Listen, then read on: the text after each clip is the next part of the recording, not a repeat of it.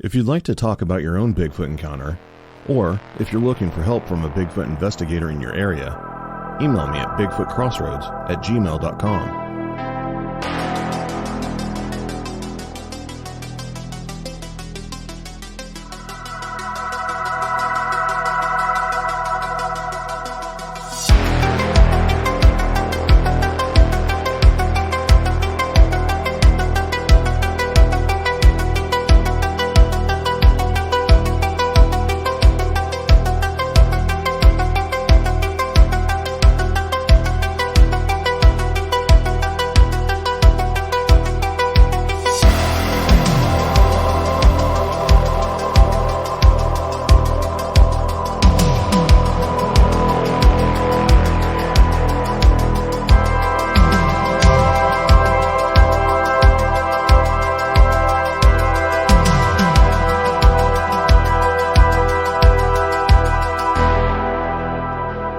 The spring of 1900 found 4 men batching together in a shack at Wrangell, Alaska. All 4 were broke, as is usual with prospectors. As luck would have it, I was one of the 4. For reasons which will be quite obvious, I will just call the other 3 John, Charlie, and Fred. Charlie came into the shack one night in April, all excited, and said, "Fellows, I have been on the trail of an old Indian for the last month trying to get him to tell me where he picked up a piece of free gold quartz. He has it at his camp." I never said anything about it before because I wanted to get the story from him first, and today he spilled the beans. He told me to go up to Thomas Bay and camp on Patterson River on the right side, travel upriver for about 8 miles, and then turn to the high mountains. And after traveling about 1.5 miles, I would find a lake shaped like a half moon. Plenty of stone like I found on the slide there, he said. Thomas Bay was known by the Native Americans in Alaska as the Bay of Death. About 150 years ago, a slide down one of the mountains wiped out a village, killing over 500 of the inhabitants. Well, of course a prospector is ready to stampede on a whisper of gold any place, and we were no exceptions to the rule. We all talked the matter over, and finally it was decided that we would run our faces for an outfit and send Charlie to look the prospect over. While he was gone, John, Fred, and myself would hustle work somewhere for another grub stake and to pay the old one off.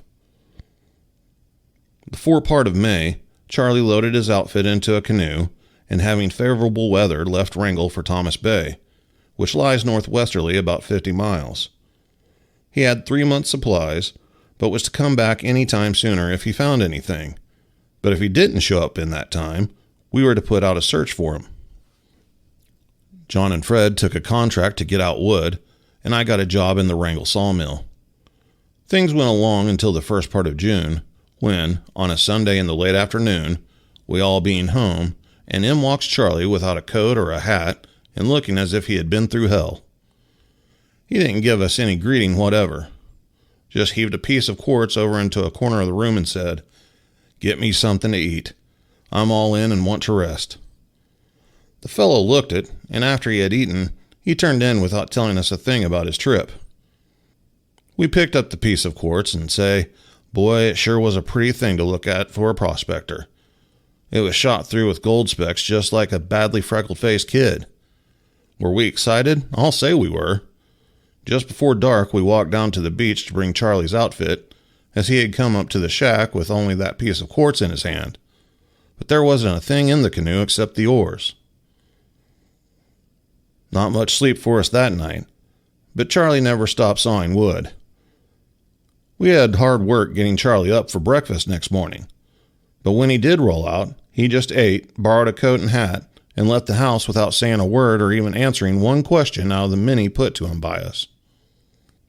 All of us, being excited and feeling ourselves worth a fortune, did not go to work that day, but sat around the shack and passed that blame piece of rock back and forth to each other, while we talked and waited for Charlie to come back and make his report. Believe me, we were anxious to hear it. Along in the afternoon, he came in and said, "Fellas, the SS Drigo will be in on her way south early tomorrow morning. Can you give me enough money for my ticket to Seattle?" I'm through with Alaska and never want to see it again. I'll tell you about my trip to Thomas Bay and where I found that quartz, but my advice to you is forget about it. It will never do you any good and will only cause you a lot of mental and physical pain. If we were not partners, I would never open my lips about this trip or what I found. But if you promise never to mention my name in connection with what I tell you, or mention the name of Thomas Bay to me again, I'll give you the straight of my experience up there.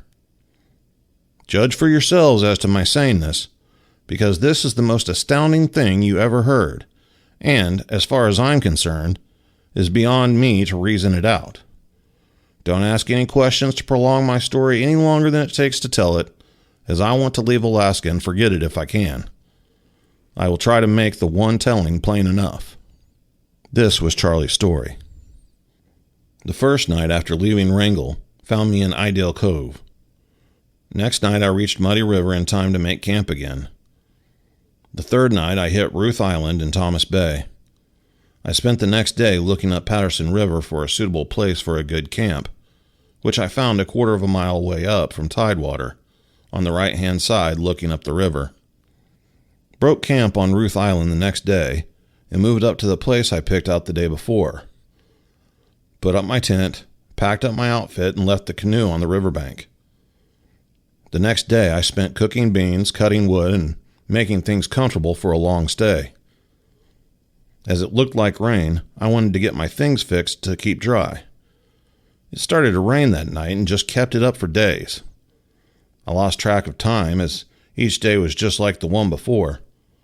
Had nothing to read, was all alone, couldn't do anything without getting soaked, and the roar of the river and wind through the timber just about drove me bugs, so I put in most of my time sleeping.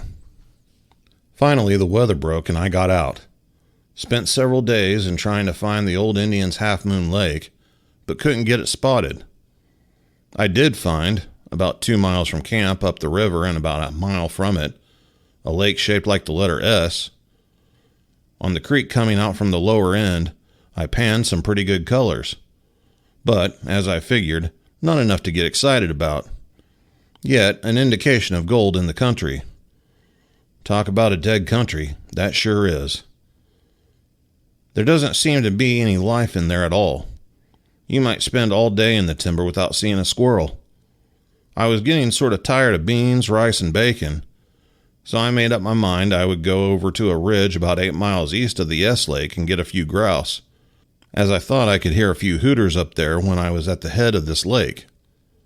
I left come next morning, which was a fine sunny day. I took only the rifle with me, and when I came to the ridge, sure enough, there were a few grouse hooting. I shot 2 and had gotten them when I bagged another one, which fell down the ridge about 100 yards before it hung up. While on my way down to pick it up, I found that piece of quartz. Up to that time, I had paid very little attention to what the country I was in looked like, as it was so heavily timbered and brushy. The formation didn't show up, and I had no tools with me to uncover it. The top of an old snag had broken off and fallen, scraping the top moss loose of dirt for a space of about 8 feet wide and 18 or 20 feet long, uncovering this quartz ledge, which is where I found this piece. This ledge was worked smooth by a glacier at one time. I couldn't find anything to break a piece off with, so I used the butt of my gun to get that piece.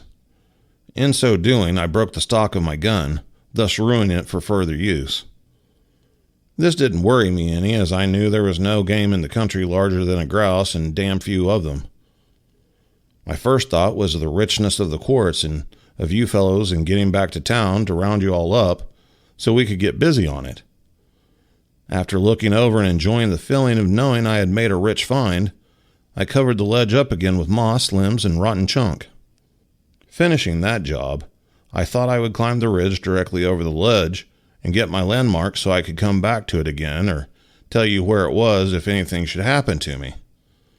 This I did, climbing straight up over the ledge on the ridge till I reached the top, which was about 600 feet above where I found the ledge. I looked down below me and picked out a big tree with a bushy top, taller than the rest and about 50 feet to the right of the ledge.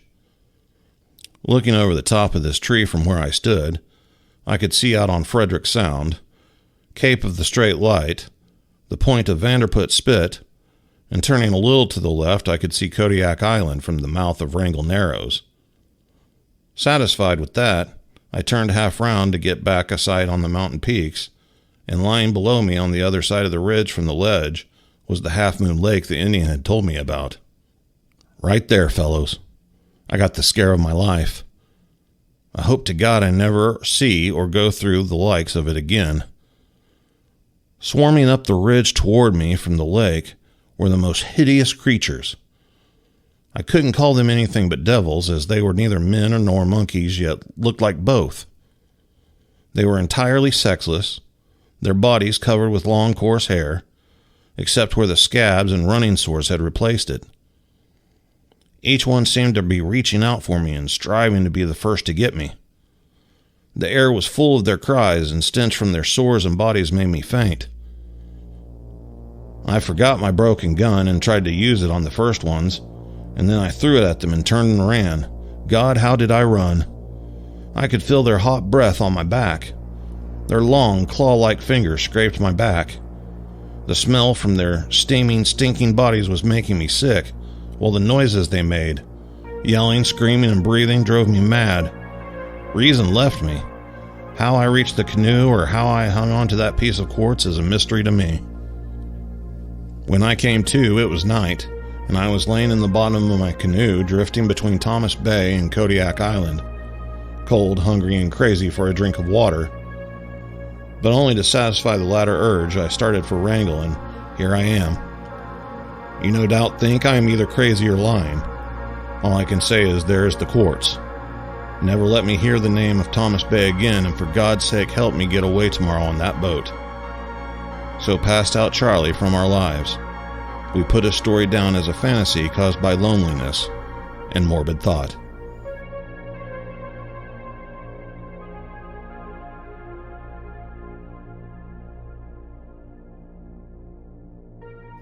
All of her life, Frances T. has seen things, heard things, and felt them.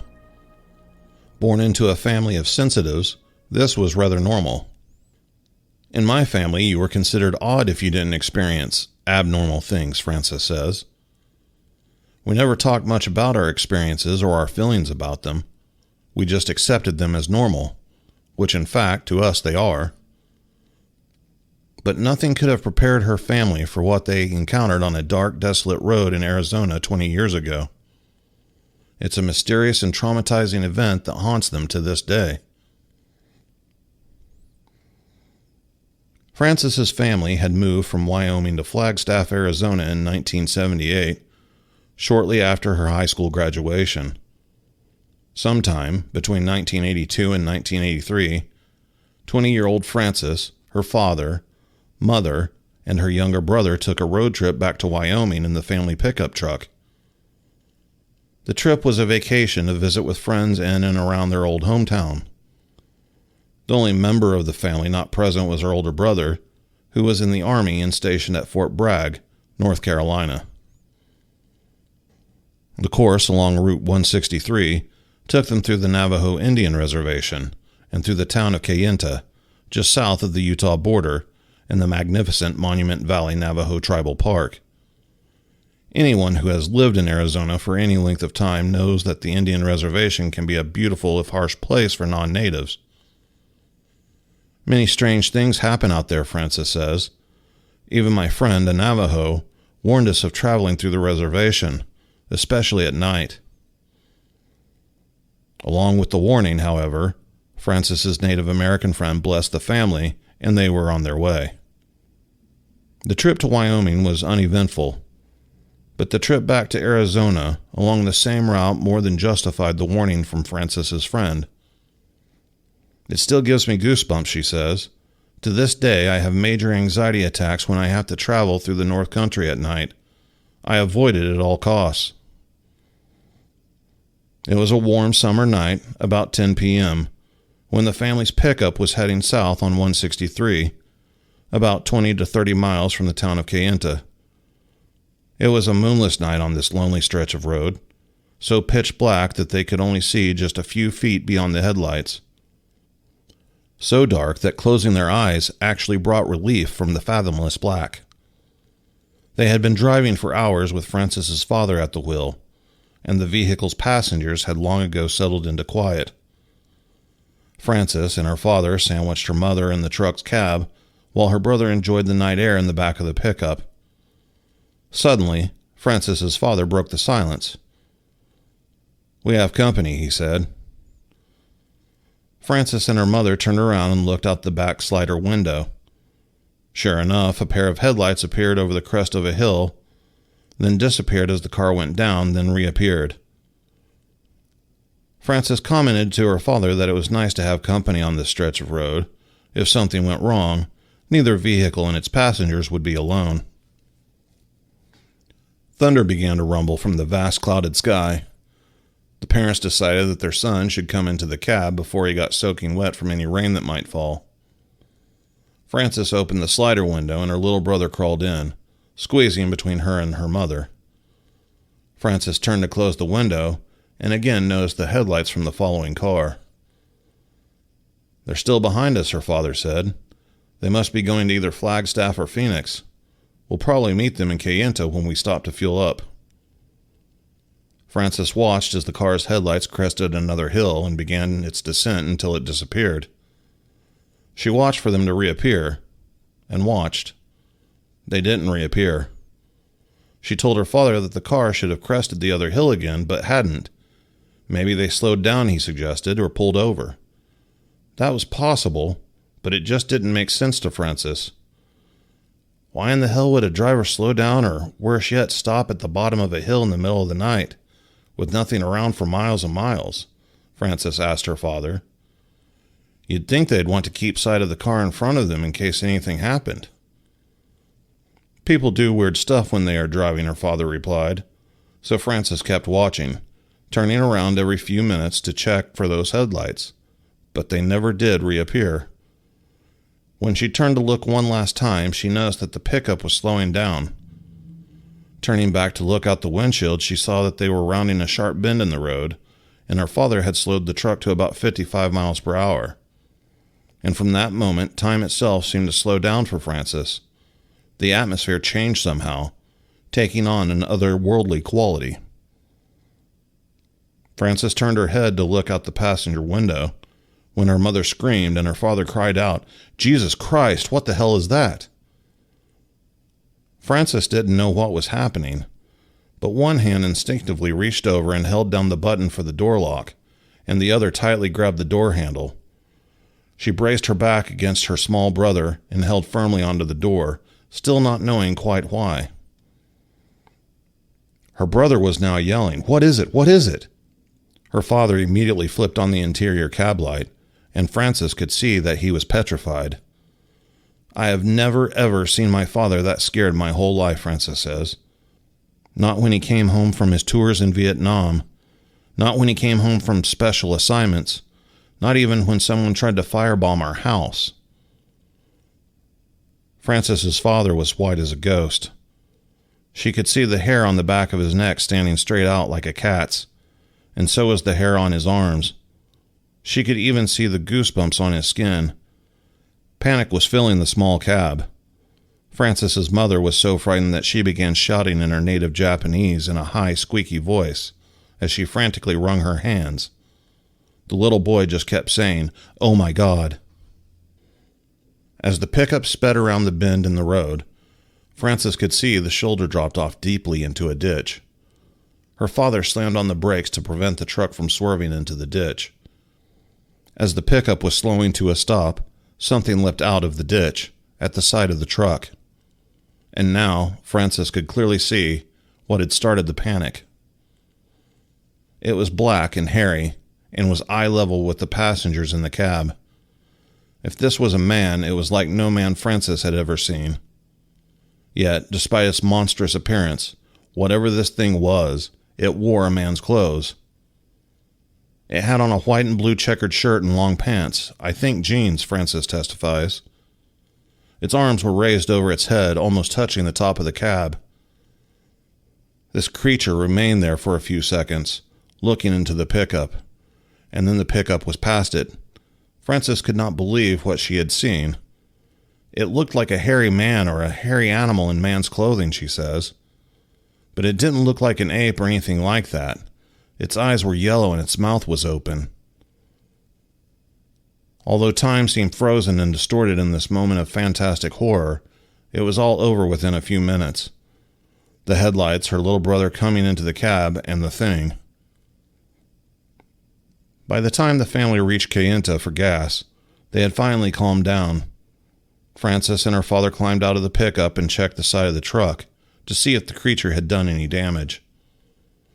They were surprised to see that the dust on the side of the truck was undisturbed, and so was the dust on the hood and roof of the truck. In fact, they found nothing out of the ordinary. No blood, no hair, nothing. The family stretched their legs and rested at Kayenta for about 20 minutes. The car that had been following them never did show up. It's as if the car simply vanished. They drove home to Flagstaff with the cab light on and the doors securely locked. I wish I could say this was the end of the story, Frances says, but it's not. A few nights later, around 11 p.m., Frances and her brother were awakened by the sounds of drumming. They looked out his bedroom window into the backyard, which was surrounded by a fence. At first, they saw nothing but the forest beyond the fence. Then the drumming grew louder, and 3 or 4 men appeared behind the wooden fence. It looked like they were trying to climb the fence, but couldn't quite manage to bring their legs up high enough and swing over, Frances says. Unable to get into the yard, the men began to chant. Frances was so scared she slept with her little brother that night. Sometime later, Frances sought out her Navajo friend, hoping she could offer some explanation for these strange incidents. She told Frances that it was a skinwalker that had tried to attack her family. Skinwalkers are creatures of Navajo legend, witches that can shapeshift into animals. That a skinwalker attacked them was quite unusual, Frances's friend told her, as it had been a long time since she has heard of any activity about skinwalkers, and that they normally don't bother non-natives. Frances took her friend back by the fence where she had seen the strange men trying to climb in. The Navajo woman considered the scene for a moment, then revealed that 3 or 4 skinwalkers had visited the house. She said that they wanted the family but could not gain access because something was protecting them. Frances was astonished. Why, she asked. Why would skinwalkers want her family? Your family has a lot of power, the Navajo woman said, and that they wanted it. Again, she said that skinwalkers usually don't bother non-natives, but she believed that they wanted the family enough to expose themselves. Later that day, she blessed the perimeter of the property, the house, the vehicles, and the family. We haven't been bothered by skinwalkers since then, Frances says. Then again, I haven't been back to Kayenta, and I've gone through other towns on the reservation, yes, at night, but I'm not alone. I carry a weapon, and I carry protective amulets.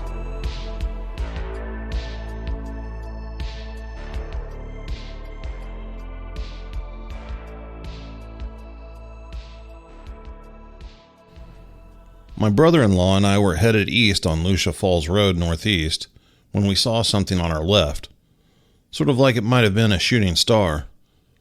It was still light outside, but barely.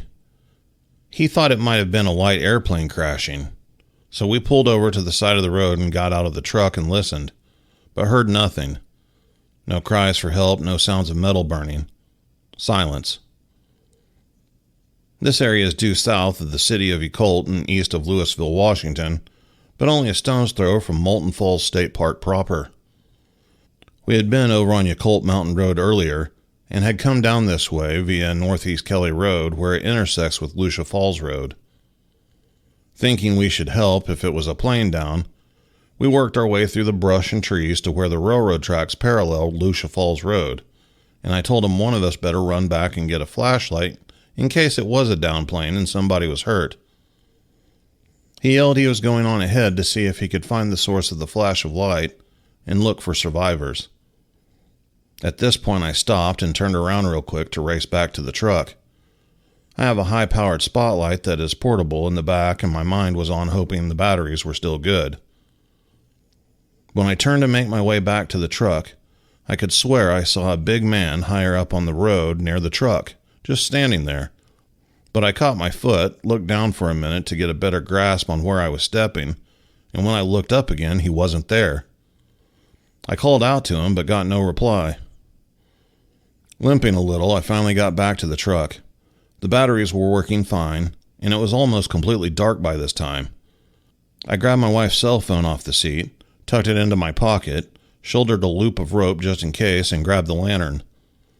I don't remember seeing another car on the roadway there, but I remembered wondering where this man had come from that I had seen on my way up from below the apron of the road on my way back up to the truck. He was still nowhere in sight. I hurried on to catch my brother-in-law and wondered too where he was because by now I was barely finding my way and it was getting darker. I called out to him, but no answer. I moved on slowly toward where I thought I had left him at the railroad tracks and looked both ways on the tracks but didn't see anything or my brother-in-law. I called out again and listened intently. There was no sound of anything, not wind, not even crickets. So I cupped my hands around my mouth and called out my brother-in-law's name in both directions of the railroad tracks, but I still heard nothing, saw nothing, and began to wonder if that man figure up on the road was him a few minutes ago, but I couldn't figure out how he would have gotten there from where I left him. I picked up a rock and placed it in a strategic spot on the rail of the tracks to mark where I should head for the road and began walking east on the railroad tracks, aiming my lantern to the left and right of me, looking for him. Now I'm thinking something happened to him because he wasn't answering. Darkness fell quickly as I pressed on, uncertain I was going in the right direction of the flash we thought we saw. I don't know how far I walked on those tracks, but my ankle was beginning to hurt, so I stopped to loosen the strings on my shoe and call out for John again. Still no answer, and now I'm growing concerned. Should I go back and wait at the truck or press on? I listened but heard nothing but the sound of my own breathing. I checked my watch and it was already after 8 in the evening. I called out for John again, then turned to head back to the truck to phone home when I remembered I had my wife's cell phone in my pocket.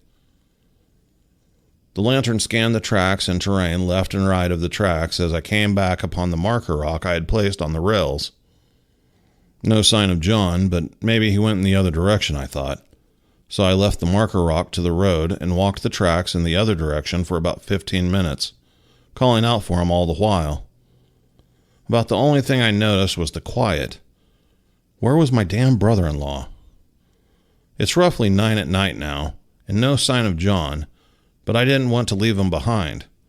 I sat down and pulled out the cell phone and dialed home. I tried to explain where I was and what had happened, but I couldn't explain where John had wandered off to, and I told the gals that I wasn't leaving there without him.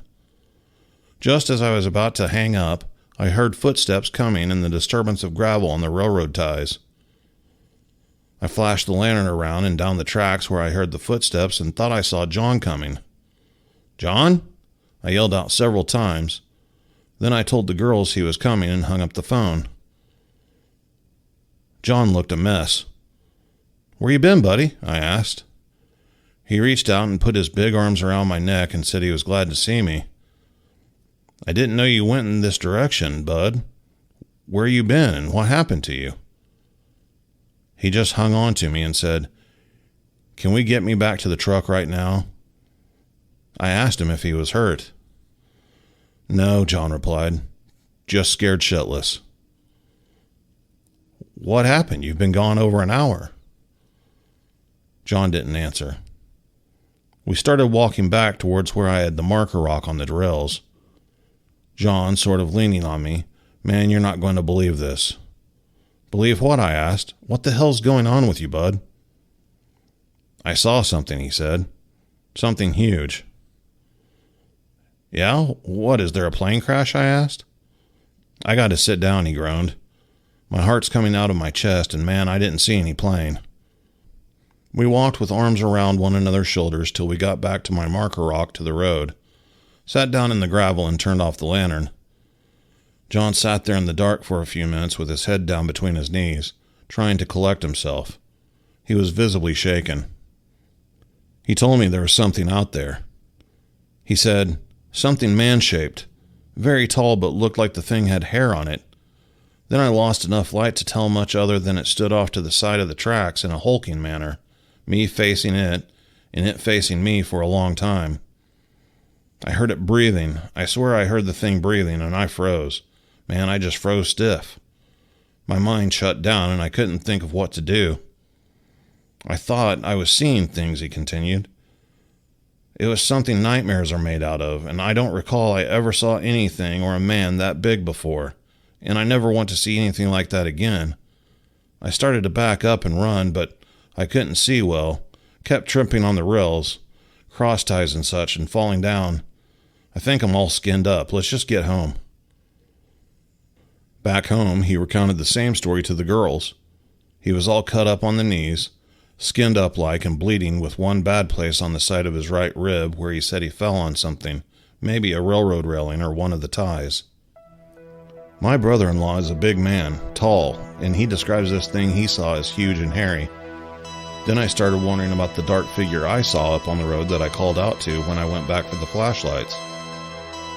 My son and I went back to the area the next morning and walked 2 miles in either direction but found nothing. No sign of any plane down, no fire, no nothing. From John's direction, we thought maybe we had a meeting with a sasquatch, but we aren't sure. We never did know what the flash of light was. Whatever it was scared him, and he's a seasoned hunter. Son of a slew of seasoned hunters, and he don't drink. So I don't know what he saw. I didn't see or hear anything other than that figure on the road, but I believe my brother-in-law did, and he believes it must have been a Sasquatch.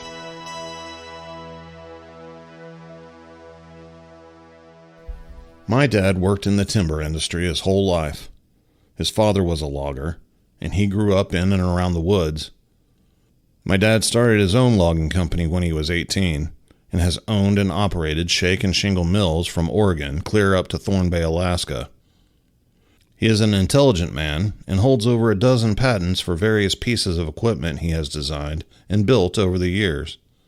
He has employed dozens of people over the years, all of them spending extensive time in the wilderness. When I was a boy, I remember hearing bits and pieces of conversations among some of the men at the mill. Although nobody wanted to tell me directly, I understood that something had gone on before I was born, and it involved one of the foremen, John.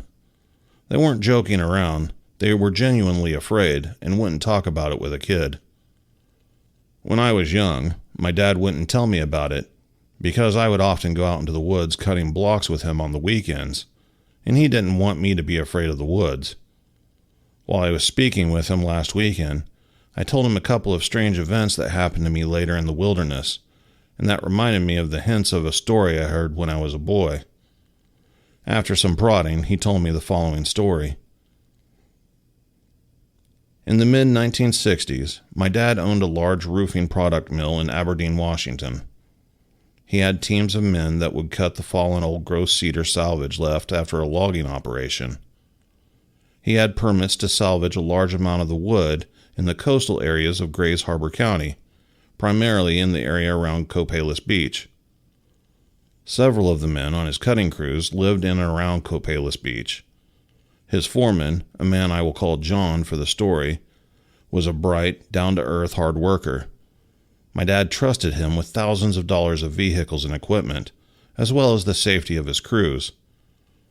He was not the kind of man to make up stories. On a Monday morning sometime in July, John was several hours late for work. This was highly unusual, as he was always there early, getting the saws and trucks ready for the day. My dad said he was visibly shaken up, and when he asked him what was wrong, he asked my dad to go into the office so the others wouldn't hear them. They went in and sat down, and John simply said, "Something destroyed our house this weekend." My dad thought he said someone broke into the house, and asked John if it was someone he knew. John said, "You don't understand. This wasn't a person.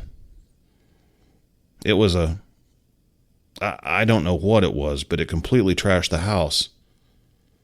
The family is going to stay with my brother and Elma for a while." My dad asked him to explain what had happened. John said that when he got home from work Friday evening, his youngest son, Tim, who was around 4 at the time, told him he saw a big cowman walking at the edge of their field that afternoon. He thought the boy meant cowboy, because some of his neighbors wore cowboy hats and they were out in the sun. He asked him if the man was wearing a cowboy hat, and the boy said, "No, Daddy, he was a cowman, furry and stinky like the cows." He asked his wife if she knew what he was talking about, and she said Tim was playing on the porch that afternoon when he came running in and said the cowman was stuck on the fence. He was very excited, so she went out to see what he was talking about. She said as she opened the door, she was hit by a horrible smell, like wet dogs and garbage. Tim was pointing across to the field opposite their house and said, "He got loose." She looked where he was gesturing and could see the top strand of a barbed wire bouncing up and down, as if somebody had just pulled on it really hard and let it go. She didn't see the cowman and noticed nothing out of the ordinary except for the smell. She told Tim to come inside to play for the rest of the day. She felt uneasy and a little scared.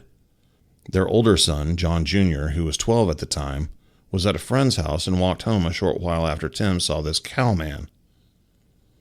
He told her somebody had followed him home, walking in the woods off the right side of the road.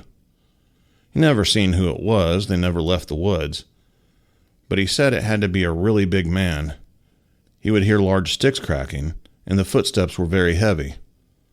Once he got to the driveway of their house where the woods stopped at the field where his brother had his siding, the footsteps stopped and John Jr. never saw anything. He was pretty shaken up by the event and wanted his dad to go out to the woods and check it out with him. Later that evening, John strapped on his .357 and took his older son out into the field to have a look. They first walked to the area where the cowman was supposedly stuck on the fence and walked down the fence line looking for anything. They came upon a large clump of long reddish-brown hair tangled in the top strand of the barbed wire. He tried to pull it off, but it was really tangled up, so he pulled out his buck knife and sawed it off. He said the hair was over a foot long, real coarse and stringy. There appeared to be a bit of flesh matted in the clump, and the top wire was pulled loose from one of the posts. Whatever was hung up on the fence was very big. He handed the hair to his son to hold, and they climbed through the fence and walked towards the woods. He said he was looking for any sign of tracks on the ground. The hair kind of looked like it was from a horse's mane or tail. The ground was solid grassy field, and there were no hoof prints or any other tracks he could see. The edge of the woods began about 10 feet from the fence line, and they entered on a small game trail that deer frequented. It was around 8 at night, and in the woods it was getting fairly dark. They walked for a ways and soon began to smell the rotting garbage wet dog odor his wife reported earlier. John said he got the feeling they were being watched. The hair on the back of his neck was standing up.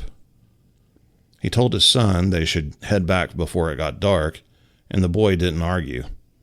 As they began walking back out, they could hear heavy footsteps off to their left. They stopped, and the footsteps stopped. They walked on nearly to the clearing, and John whispered to his son to run like hell to the house on the count of 3. John Jr. nodded, and John whispered, 1, 2, 3, and gave his son a push in the back to get him started, then spun around and raced off the trail in the opposite direction, toward the footsteps with his gun drawn. Off the trail, the underbrush was dense with ferns and bushes. He had a hard time making headway, but as he got closer, he could hear it moving away from him, deeper into the woods. At this time, he told my dad that he thought it was a vagrant camping out in the woods and possibly scoping houses out to rob at night. John was a big man and capable of taking care of himself in most any situation, and he had a large caliber handgun, so he wasn't too worried about confronting a vagrant in the woods. He was a few yards off trail in deep brush when he heard the movement stop just ahead of him. He stopped to look and listen, and thought he saw movement by a large tree, like someone was trying to hide there. He leveled his gun and said, "Come out nice and slow, or I swear to God I'll come back there and shoot you." It was silent for a moment, and then he caught movement out of the corner of his eye and spun around to his right for a better look. He said it looked like a huge bear moving through the brush. He could only see bits of it through the dense ferns, but it was moving quietly away from the tree on 4 legs. It was about 15 feet away from him. At first, he thought it was a bear, and then, suddenly, he saw a huge hairy arm with a human-like hand reach out of the brush and grab a small alder tree. The tree was about 4 inches in diameter, and it grabbed hold about 5 feet up. He said it happened so fast it was a blur, but the thing pulled itself upright out of the brush by holding the tree. It stood on 2 legs and turned its upper body to glare at John. It was enormous. He couldn't believe how bulky it was. He said it was well over 7 feet tall, and at least half that big through the chest. It was too dark to make out any features, but its eyes seemed to glow a deep red, and he thought he could see teeth like it was curling its lips back.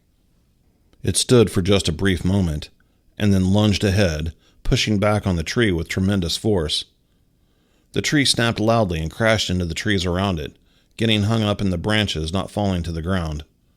It then disappeared into the deep brush with frightening speed, sounding like a bulldozer with no engine sounds. John stood there in shock, his gun temporarily forgotten, and then he realized it was heading toward the house, the way his son had went. He turned and ran to the trail, hoping to gain ground on it and cut it off before it reached the clearing. He hit the trail and ran as fast as he could toward the clearing, all the while hearing the creature thrash through the brush on his side. He burst into the clearing and looked frantically about for his son. John Jr. was standing just inside of the fenced field, waiting for his dad. John screamed at him to run to the house. Then he saw the thing crash out of the woods about 50 feet to his left. It crossed the 10-foot clearing and stepped over the fence in 2 strides, and was running through the field parallel to his son in a matter of seconds. John screamed at his son to run faster, and took aim at the creature. He didn't fire because he was afraid to hit his son or his house, so he vaulted over the fence and ran in pursuit of them. He could see it angling towards his son, and he knew there was no way his boy would make it to the gate before it cut him off. In desperation, he pointed the gun to the ground at his side and fired as he ran, hoping to scare it. It veered more sharply towards his son, and put on an enormous burst of speed. He heard his boy scream as they seemed to collide. He saw the creature dip its shoulder down a little bit, and suddenly, John Jr. was airborne.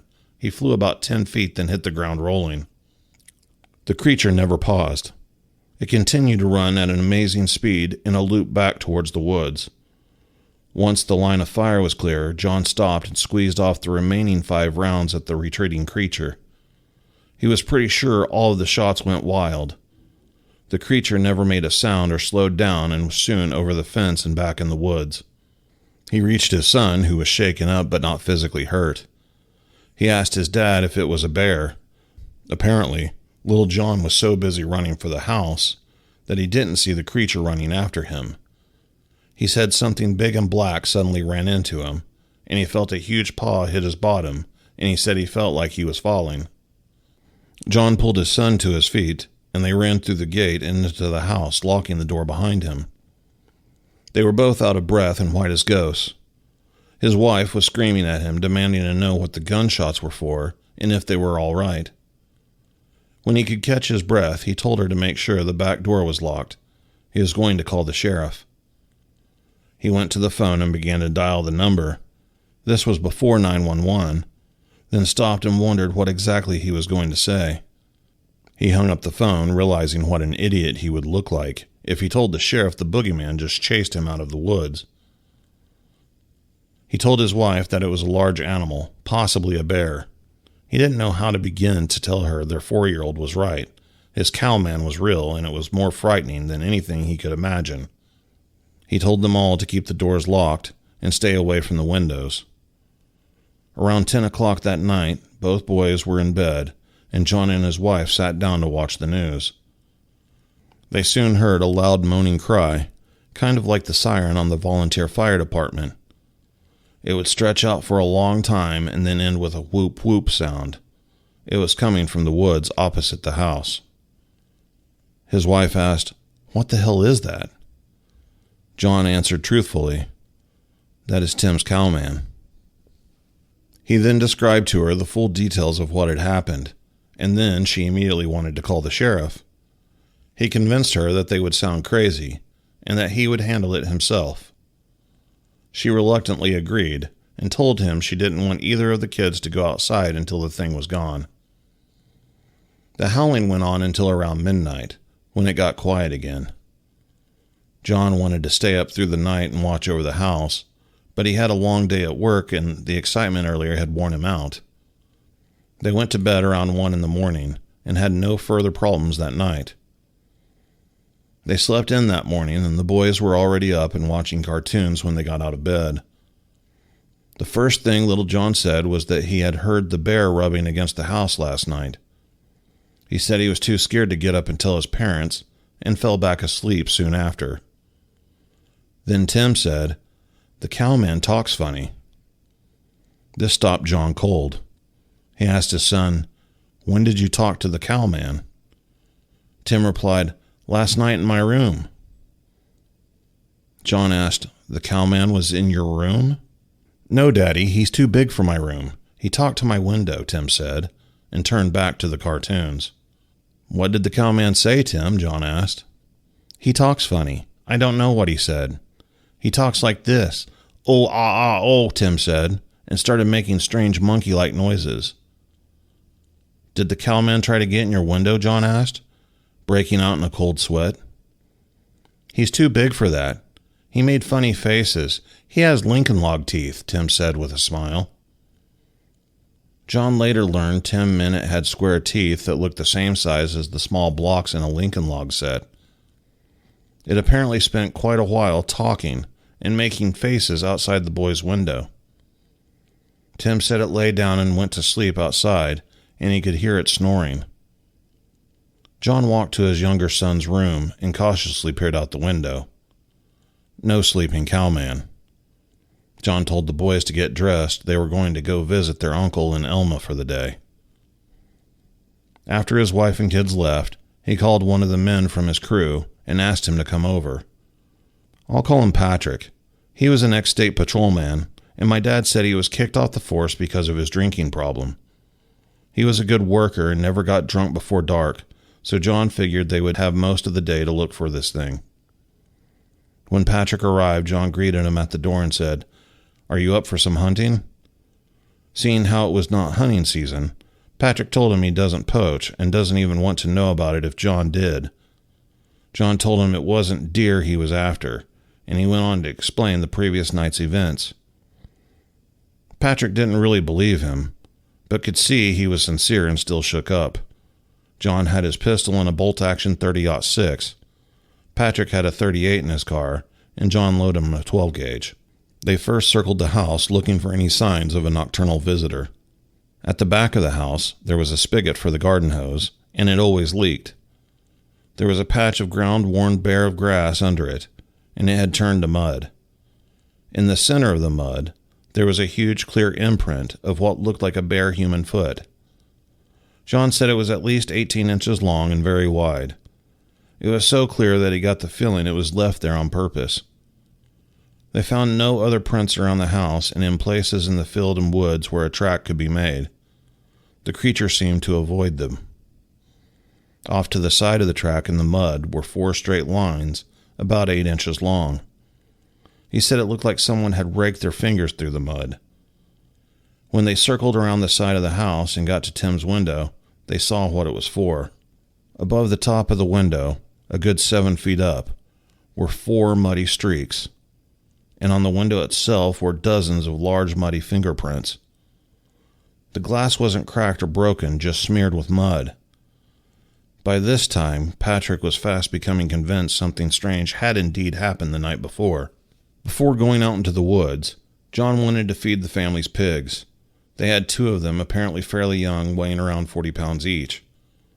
The pig pen was about 100 yards away from the house behind an old barn. As they got closer, John became concerned because they couldn't hear them making any noise. Usually they squealed like crazy when they knew food was near at hand, but this morning it was completely silent. They rounded the corner and the pen was empty.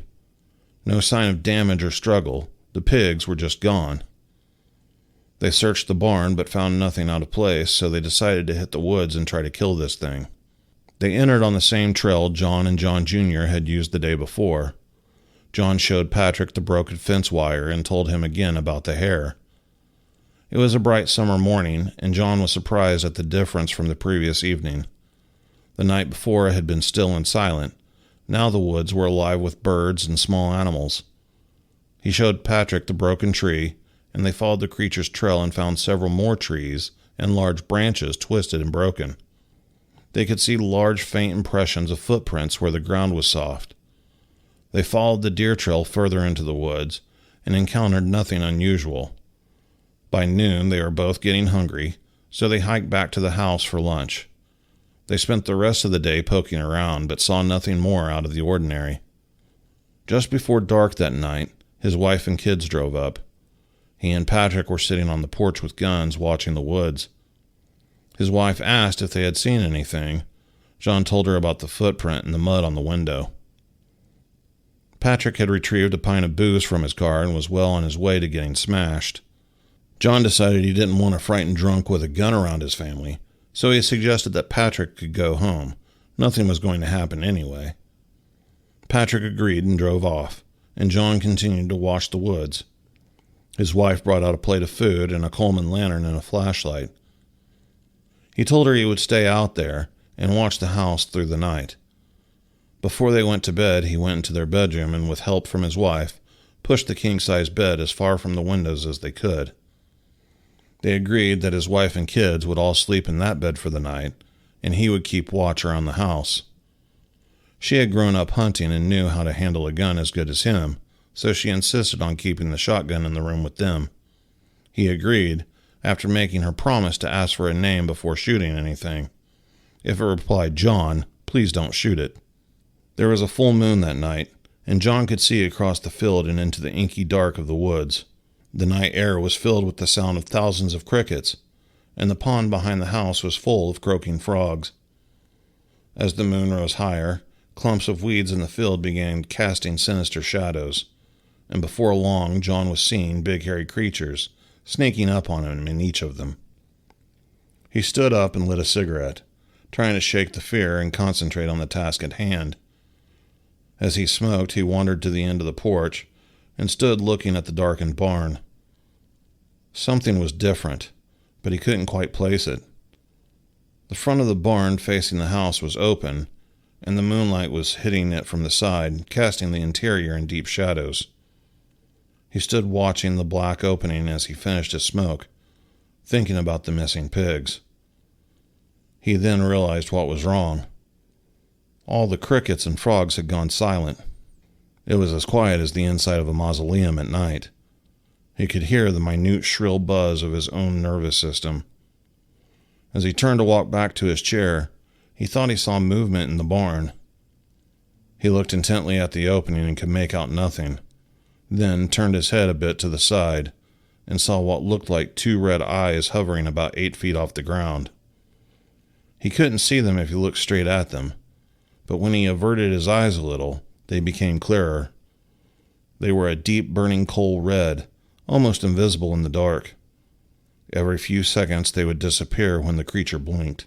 His heart began thudding in his chest, and he waited for it to leave the barn and approach the house. He slowly backed up to his chair, never looking away, and picked up his .30-06. He walked back to the end of the porch and watched and waited. He stood looking at the blinking red eyes for what seemed like hours, and then the eyes blinked out and never came back. He watched intently but could see no movement. He thought for a moment, then grabbed the flashlight and shined it at the barn. The flashlight was too small to penetrate the darkness of the barn from this distance. He had to get closer. He was none too keen about leaving the relative safety of the porch and confronting a glowing-eyed monster in his barn, but he was damned if he was going to live in fear in his own house. He left the porch and began slowly working his way toward the barn. taking his time, building his courage up. He got closer and could still see no movement. It had gone further into the dark. He got within 20 feet of the opening, and his flashlight would now penetrate the gloom in the barn. He moved the feeble beam of light over the contents of the barn. An old tractor, an old pickup, boxes and buckets. Too many places for something to hide, even something that big.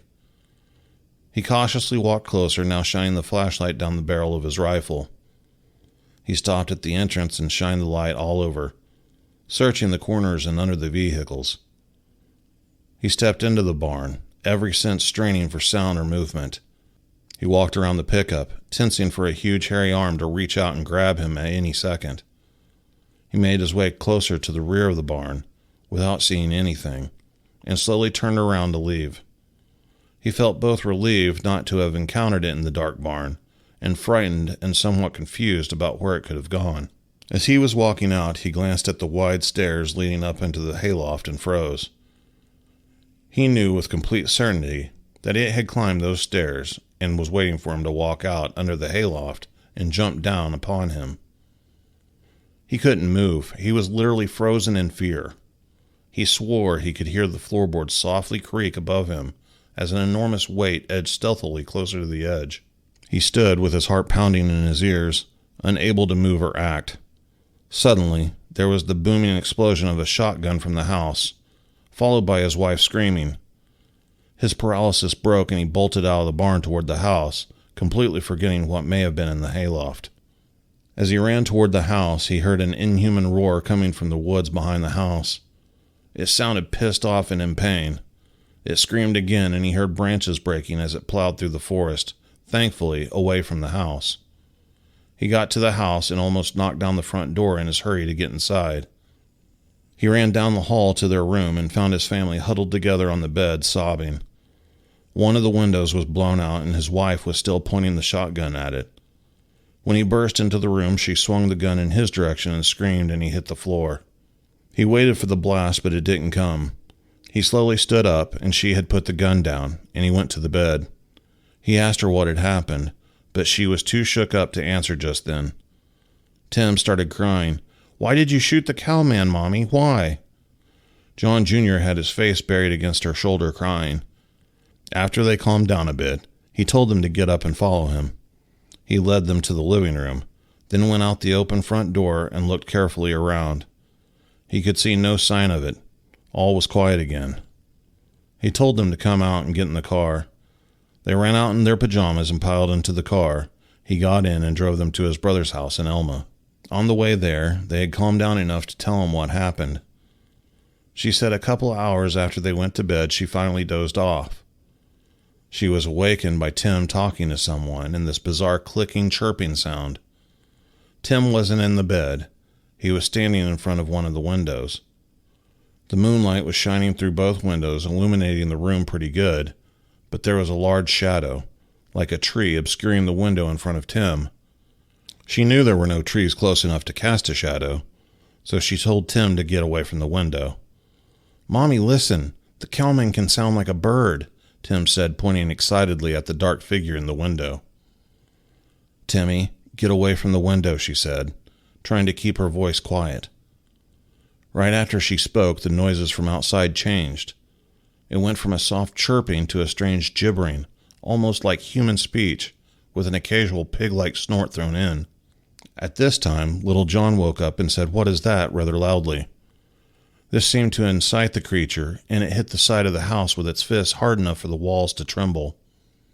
At this, little John screamed, and Tim yelled, "Quiet, you're going to scare him away." She yelled at Tim to get away from the window again, and reached up on the headboard and grabbed the shotgun. She got out of the bed and started toward Tim. The creature leaned down and looked straight in the window at her. She screamed and raised the shotgun, afraid to shoot because her son was so close to it. She started forward to grab Tim, and there was an explosion of breaking glass. A gigantic hairy arm reached through the window toward her son. She screamed again and fired over Tim's head, blowing out the rest of the window and hitting the creature with double-aught buckshot. It jerked backwards out of the window and disappeared into the dark. A few seconds later, she heard it screaming in the woods. "It was trying to get Tim. It was trying to grab my baby," she started crying again, and he comforted her as best he could while driving. They stayed the rest of that night and the following night with his brother's family. He told his brother about it, but could see he didn't really believe him. He agreed to ride back to John's house with him early Monday morning before work. They had left the front door open in their haste to leave, and he was afraid animals or vandals would have gotten into the house. When they arrived, the house looked like a tornado had gone through it. The couch was upside down. They had a large, heavy console TV, and it was apparently thrown across the room, lying in a spray of broken glass. The kitchen was trashed, the refrigerator knocked over, and food everywhere. The doors to both of the boys' rooms were left closed, and the rooms were untouched, same as the bathroom. The master bedroom was torn apart, the pillows ripped up and feathers everywhere. The chest of drawers was knocked over and the large mirror smashed. John's brother looked around in awe and said, "You better call the police." John looked at him and said, "And tell them what? Bigfoot destroyed my house?" They left and closed the front door this time, and drove to my dad's mill in Aberdeen. John's brother waited in the car while John went in and told this to my dad. After he was done, my dad said, "Well, let's go have a look at it then." They drove back out to the house, and John showed my dad the damage. He pulled the clump of hair from his shirt pocket and let my dad look at it. As they were walking through the house surveying the damage, my dad pointed out cracks in the ceiling where it had apparently stood up and hit its head. John told my dad that they couldn't live there anymore. Even if the creature was gone, they would always be afraid. Their homeowner's insurance wouldn't cover the damage. The adjuster claimed John must have done it in a drunken rage. My dad helped them find a place in Aberdeen and gave him a loan for new furniture and stuff. The house was eventually fixed up and sold, and my dad never heard about another problem there. A few observations about this story. My dad lost contact with John and his family in the mid-'80s. They moved out of state, and my dad hasn't heard from them since. His brother died around the same time. Why didn't they call the cops? John had a lot of pride as well as a lot of common sense. He knew he couldn't logically explain what had happened to the authorities, and he didn't want the story to get out and have him branded a nutcase. I asked my dad if they saved the hair. He said John never mentioned it again, and my dad never asked him about it. I asked my dad if he saw the footprint and muddy fingerprints, and he said he did. He said it looked like a giant barefoot man had stepped very carefully in the center of the mud. He's not a tracker, but he said it was the clearest print of any kind he had ever seen. I asked my dad if the neighbors had heard any of this. He said if they did, none of them ever mentioned it again. I also asked him if he thought it was possible John had made it all up, that he had trashed his house in a drunken rage and made up this elaborate cover story. My dad said John and his family were terrified of that place. They didn't even want to go back and get their clothes. If this was just an elaborate story, what did he stand to gain? To profit from a story in any way, you have to share it with people. My dad and the other folks mentioned in the story are the only ones who ever heard it, until now, of course. He also said that whatever trashed that house was no man. The TV had to have weighed close to 200 pounds, and it was obviously thrown across the room with great force. He said that even after 2 days, there was still a wild animal smell in the house. I asked him if he thought there might have been two creatures involved, considering the incident in the barn. He said he asked John that same question, and was told that John felt there was only one, that it lured him into the barn, then snuck out the side door to the house. The thing he thought he heard in the hayloft was either his imagination or some common animal like a raccoon. For whatever reason, this critter seemed focused on their 4-year-old son. Their son was the only one who never showed any fear of it. He seemed to think of it as a friend. And although the sex of the animal was never determined, it was referred to as a male because of the predatory stalking type behavior. That and the conspicuous lack of breasts, or perhaps it was just not as well endowed as the Patterson film subject. Anyhow, its behavior almost seems indicative of a mother that has lost her little Bigfoot and is looking for a replacement. Be sure to subscribe, follow, like, and leave a comment if you enjoyed the show. And as always, thanks for listening.